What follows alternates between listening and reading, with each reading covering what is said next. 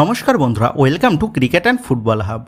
তো বন্ধুরা, এই ভিডিওতে তোমাদের মধ্যে বেশ কয়েকটা গুরুত্বপূর্ণ আপডেট নিয়ে আলোচনা করার আছে। সেহেতু এই ভিডিওটা একটুও না স্কিপ করে তোমাদের পুরোটা দেখার অনুরোধ থাকলো।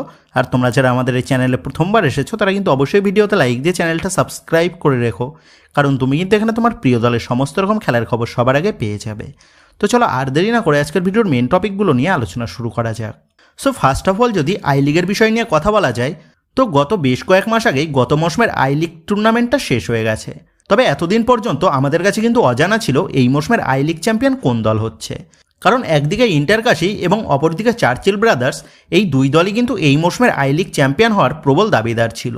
তবে গত মৌসুমের আই লিগ চ্যাম্পিয়ন কোন দল হচ্ছে এই বিষয়টা নিয়ে কেস চলছিল, এবং ইন্টারকাশির বিরুদ্ধে ম্যানেজমেন্টের তরফ থেকে বেশ কিছু অসন্তোষজনক সিদ্ধান্ত নেওয়া হয়েছে এমনটাই দাবি করে ইন্টারকাশি ম্যানেজমেন্ট তারা কেসের দ্বারস্থ হয়েছিল। এবং অবশেষে আজ কিন্তু ক্যাসের তরফ থেকে ইন্টারকাশির এই কেসের শুনানিটা জানিয়ে দেওয়া হলো। তো আজ ক্যাসের তরফ থেকে ইন্টারকাশির পক্ষে রায় জানিয়ে দেওয়া হয়েছে। সুতরাং ক্যাসের তরফ থেকে ঘোষণা করে দেওয়া হয়েছে ইন্টারকাশি তারা গত মৌসুমের আই লিগ চ্যাম্পিয়ন, এবং ক্যাসের তরফ থেকে এআইএফএফকে নির্দেশ দেওয়া হয়েছে যত শীঘ্রই সম্ভব ইন্টারকাশির নামটা চ্যাম্পিয়ন হিসাবে ঘোষণা করতে। সেহেতু ইন্টারকাশি কিন্তু এবার অফিসিয়ালিভাবে গত মৌসুমের আই লিগ চ্যাম্পিয়ন হয়ে গেল। আর ইন্টারকাশি আই লিগ চ্যাম্পিয়ন হয়ে গেল মানে এটা কিন্তু নিশ্চিত এই মৌসুমে আমরা আইএসএলে ইন্টারকাশিকে দেখতে পেতে চলেছি। আর ইন্টারকাশিকে আইএসএলে দেখতে পেতে চলেছি মানে এটা নিশ্চিত হয়ে গেল এই মৌসুমে আমরা আবারও আইএসএলে অ্যান্টোনিও লোপেজ হাবাস এবং জনি কাউকোকে দেখতে পেতে চলেছি, যেটা কিন্তু অবশ্যই একটা বড় সুখবর হাবাস এবং জনি কাউকো প্রেমীদের জন্য, সেটা বলাই যায়। আর কোচ অ্যান্টোনিও লোপেজ হাবাস তিনি আইএসএল মঞ্চে অত্যন্ত সফল কোচ, সেটা আমরা জানি। তবে এবার আইএসএলের পাশাপাশি আই লিগে গিয়েও প্রথম মৌসুমেই কিন্তু তিনি ইন্টারকাশি দলকে আই লিগ চ্যাম্পিয়ন করিয়ে তিনি নিজের নামের পাশে আরও একটা সফলতার মুকুট কিন্তু যোগ করে নিল। তো ইন্টারকাশি এবং কোচ অ্যান্টোনিও লোপেজ হাবাসের জন্য আমাদের সকলের তরফ থেকে আন্তরিক শুভেচ্ছা রইল এই মৌসুমের আইএসএলের আগমনের জন্য। এবং আইএসএলে ইন্টারকাশি তারা কেমন ফলাফল করে কোচ অ্যান্টোনিও লোপেজ হাবাসের নেতৃত্বে, সেই দিকেই কিন্তু আমাদের নজর থাকবে। অপরদিক দিয়ে আবার কোচ অ্যান্টোনিও লোপেজ হাবাস তিনি আবার আমাদের জাতীয় দলের হেড কোচের পদের জন্য অ্যাপ্লাই করেছে। সেহেতু যদি কোচ অ্যান্টোনিও লোপেজ হাবাসকে আমাদের জাতীয় দলের হেড কোচের পদে নিযুক্ত করা হয়, সেক্ষেত্রে কিন্তু ইন্টারকাশি দলে আমরা নতুন কোনো কোচকে দেখতে পেতে পারি। আর যদি জাতীয় দলে অন্য কোনো কোচকে নিযুক্ত করা হয়, তাহলে কিন্তু আমরা ইন্টারকাশিকেই এই মৌসুমে আইএসএলে দেখতে পেতে চলেছি কোচ অ্যান্টোনিও লোপেজ হাবাসের নেতৃত্বে। তো যাই হোক, এবার পরবর্তী আপডেটটা বেরিয়ে আসছে ইস্ট বেঙ্গলকে নিয়ে। তো তোমাদের বিগত বেশ কিছুদিন আগেই জানিয়ে দিয়েছি বা তোমরা সকলেই জেনে গেছো, ইস্ট বেঙ্গল দলের 3 নতুন বিদেশি তথা আর্জেন্টাইন ডিফেন্ডার কেভিন সিভিল্লে এবং দলের বিদেশি মিডফিল্ডার মোহাম্মদ রাশিদ এবং আর এক বিদেশি মিডফিল্ডার মিগুয়েল ফিগেরা, এই 3 জন কিন্তু চূড়ান্ত হয়ে গেছে।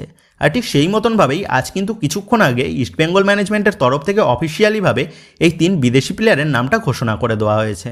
তো মোহাম্মদ রাশিদ সে কিন্তু আজ ইতিমধ্যেই ভোরবেলায় কলকাতায় পৌঁছে গেছে, এবং খুব সম্ভবত এই সপ্তাহের শেষে বা আগামী সপ্তাহের শুরুতেই ইস্টবেঙ্গল দলের বাকি বিদেশি সহ ইস্টবেঙ্গল হেড কোচ অস্কার বুরজন তারা সকলেই কলকাতায় চলে আসবে এবং ডুরান্ডের জন্য জোরকদমে প্রস্তুতি শুরু করে দেবে।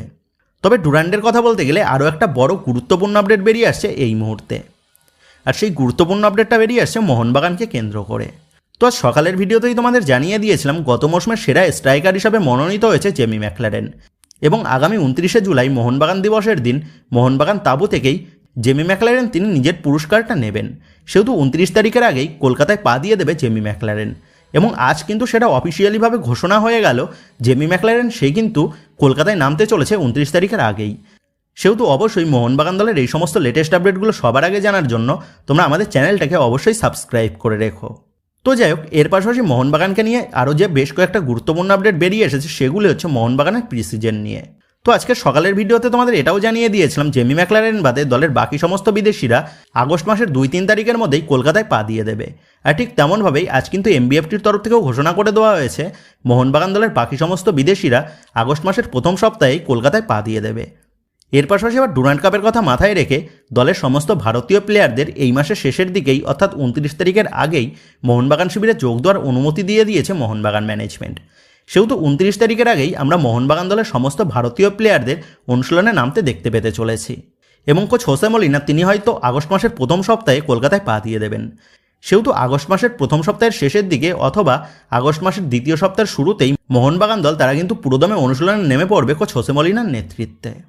তো যাই হোক, এই মৌসুমে ডুরান্ড কাপের কথা মাথায় রেখে মোহনবাগান ম্যানেজমেন্ট তারা সিদ্ধান্ত নিয়েছে যদি মোহনবাগান দল তারা পরবর্তী রাউন্ডের জন্য কোয়ালিফাই করে, সেক্ষেত্রে কিন্তু মোহনবাগান দলের সিনিয়র সমস্ত ভারতীয় প্লেয়ারদের পাশাপাশি বিদেশি প্লেয়ারদেরকেও রেজিস্টার করানো হতে পারে।